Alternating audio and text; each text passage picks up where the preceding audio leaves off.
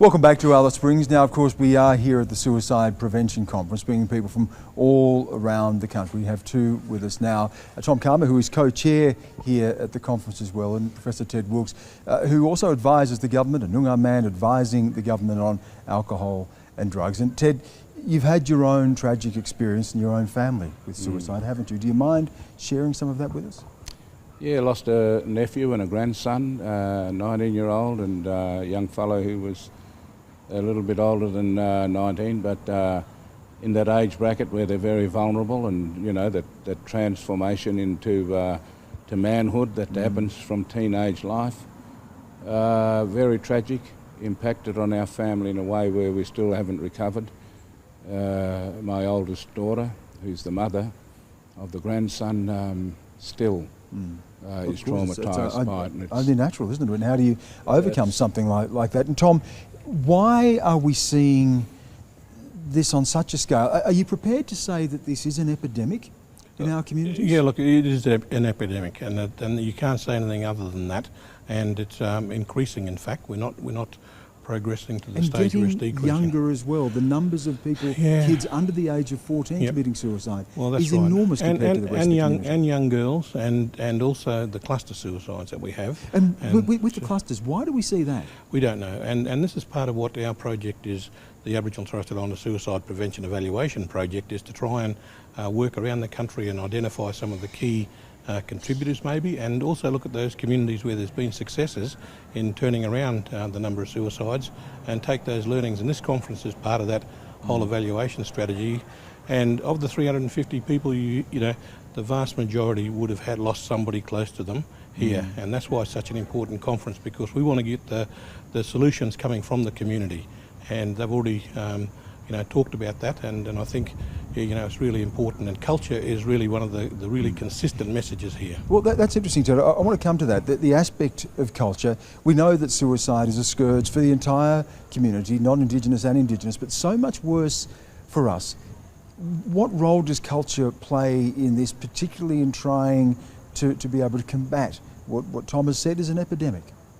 Well, culture is very important. The fact is that in a previous life that we might consider was very communal, might have been hunter and gatherer as anthropologists have defined it, but there were secure perimeters put around young fellas, and the rites of passage which we had to pass through on our way to manhood, they no longer exist. Life was very defined, wasn't it? And there was a role for people. Yes. So are we seeing now a dislocation? Is part of this a sense of identity and belonging? We are. We're seeing a dislocation, and the question you asked before about the clusters and about why young fellas doing this. Look, I was the CEO of an Aboriginal medical service for 16 years.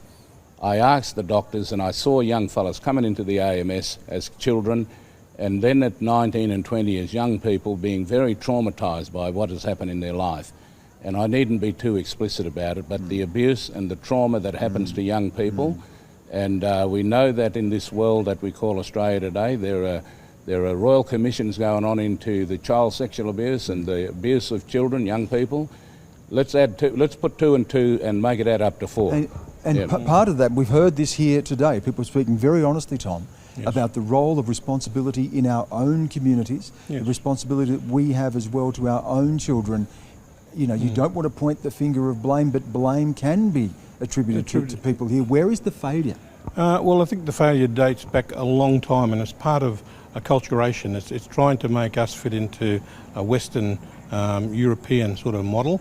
We don't know how our children are being abused.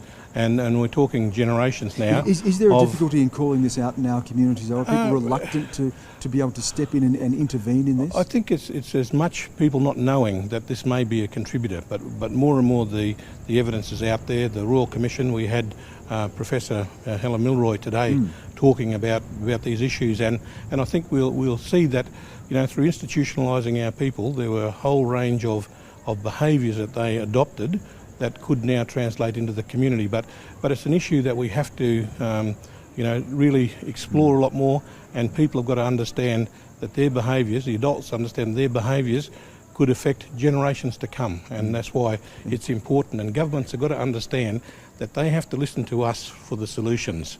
And on the question of solutions, I mean, we can get mired in the misery in something like this, but do you see a pathway? I do, and I think as a result of what I heard in the conference this morning and talking to our mob, as we put it, there is a genuine need to put back in cultural rites of passage that us Aboriginal people can induce into our communities and own it. And there's one thing I'd always say to government bureaucrats and politicians: give us our poverty to own and don't patronise us. We own our pathways out of poverty. We have to own those pathways out of poverty to be successful. We can't allow the systems of paternalism to continue. And that is a message, isn't it, Tom? You can't wait for government across a whole range of areas, but when it comes to something as critical as keeping kids alive, it is not good enough to wait for government. Well, no, that's exactly right. But, governments do have a role. When we talk about overcrowded housing, we talk about, the disempowerment of people. And it is a holistic approach, isn't it? You can't just identify one thing. Yeah, we've got to look at, the relationship. If you take people off their land or you don't let them practice their language, as has happened in the Northern Territory and other places, that in fact is undermining people's own self-esteem, and we've got to get that back. So governments have got a role to play. We as Aboriginal and Torres Strait Islander people have got a role to play. We've got to understand the issues and work together towards them, and I think we're starting to see that. But bipartisanship is critical in this issue, and we have that, but we don't have agreements on consistent policy or funding. For example, it was 2013 when we had the Aboriginal and Torres Strait Islander suicide prevention strategy launched under Labor.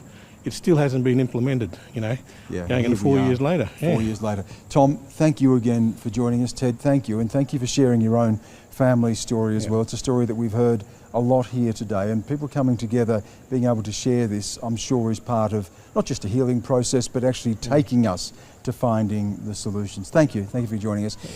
Earlier this year, I think I and so many other people were stunned, shocked and saddened at the death of a 10-year-old girl in Western Australia, 10 years old, and she thought that life was no longer worth living. The 19th person to have committed suicide in that part of Australia in just 3 months. We have to remember too, this doesn't happen in a place called Indigenous Australia. It doesn't happen in an Indigenous population. It happens in an Australian town. It is Australia, and young Australians are dying. That's a message we all need to take away from here. That's the point. Thank you again for joining us. We'll see you again next week.